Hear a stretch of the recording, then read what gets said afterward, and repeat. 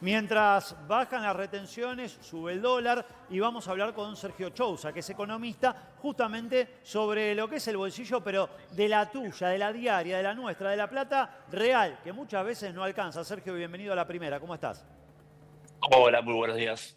Sergio, ¿desde qué lugar se explica esta cuestión de, tras el anuncio de Milei, baja de retenciones, hubo un incremento otra vez en el precio del dólar? ¿Y qué impacto hay para el que nos está mirando del otro lado en lo que tiene que ir a comprar, en la carne, en la comida, en lo que es la diaria?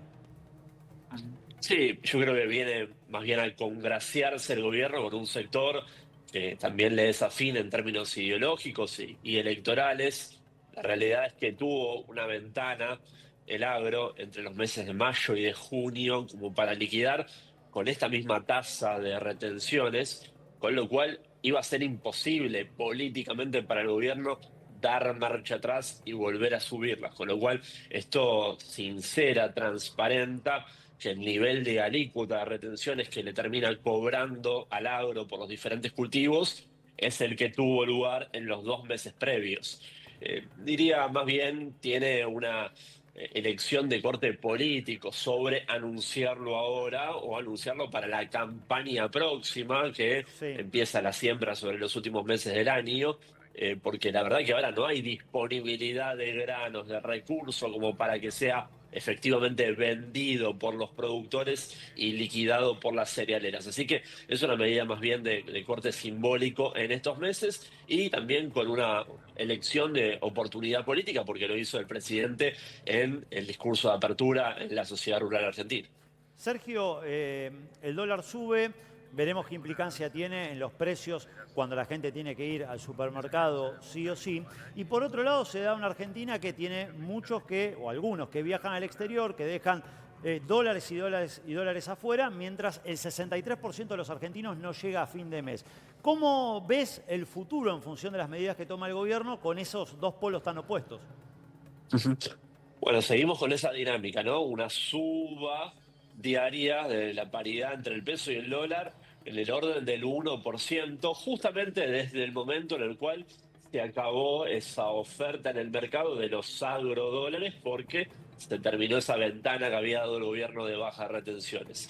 Y eso va a ser la norma en los próximos meses, ¿no? La oferta de dólares por parte de los sectores exportadores va a menguar mucho en estos meses que restan hasta las elecciones, por lo pronto, y la demanda va a estar muy presente, ¿no? No solamente por el flujo habitual, ¿no? Segmentos de clase media y sectores incluso de mayor poder adquisitivo que de forma crónica todo el tiempo apenas cobran o tienen sus ingresos y dolarizan, sino también por la incertidumbre preelectoral. Siempre ocurre en los años impares que aumenta la demanda por dolarización. Así que es muy difícil, ¿no? Que en el corto plazo sigamos teniendo esta paridad que, déjame decírtelo, en términos técnicos, económicos, si uno hace un análisis economicista, es una paridad entre el peso y el dólar muy baja. Y eso es lo que Claro. explica, lógicamente, esta inundación de argentinos en las playas brasileras o incluso en otros destinos más selectivos. Ahora, Sergio, concretamente, ¿puede subir el pan, la leche, el aceite? Porque se estaba hablando y mucho de esto también por la baja de retenciones.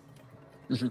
Sí, bueno, siempre hay un fenómeno de traslado. Acá tenemos los dos impactos, ¿no? Por un lado, el de ese equilibrio que se juega entre la tasa impositiva de las retenciones y el precio doméstico. Te adelanto algo, solamente por la expectativa de Ajá. que baje, de que se anule. Al final no pasó, ¿no?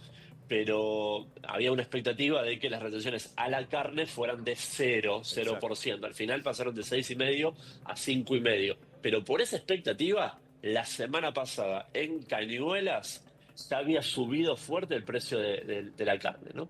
Y eso después obviamente se traslada a las carnicerías, al consumidor.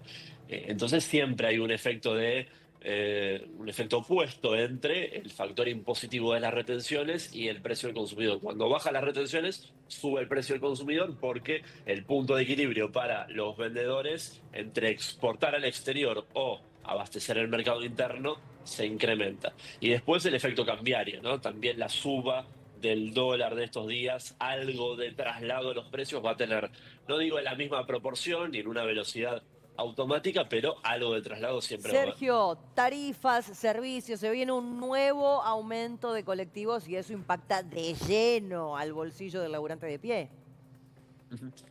Sí, esto bueno, estaba obviamente preestablecido. Hoy tenemos una dinámica en la cual hay un ajuste por inflación más 2 puntitos. Esto genera obviamente un encarecimiento del costo del servicio para los trabajadores y es un tema, ¿no? Porque es un costo que es inelástico, absolutamente irreemplazable, con lo cual resta poder de compra a los salarios de forma automática. Bueno, llama la atención que el gobierno acá no eligió una oportunidad con un objetivo político para postergar estas subas, como sí lo hizo en otros segmentos, porque el traslado de tarifas de electricidad y gas sí lo morigeró en estos últimos meses. Sí. Pero bueno, hay una evaluación por parte del gobierno nacional de que estas tarifas, las de transporte, vienen muy atrasadas y lo que implica el subsidio, el componente del subsidio para el Estado Nacional, también es muy difícil de sostenerlo en términos presupuestarios. Así Claro. que prioriza el gobierno de Milei el equilibrio fiscal antes que sostener el subsidio para las familias. Sergio Chousa explicándonos las problemáticas del día a día de la economía. Sergio, muy amable como siempre. Muchas gracias. No, a ustedes a disposición.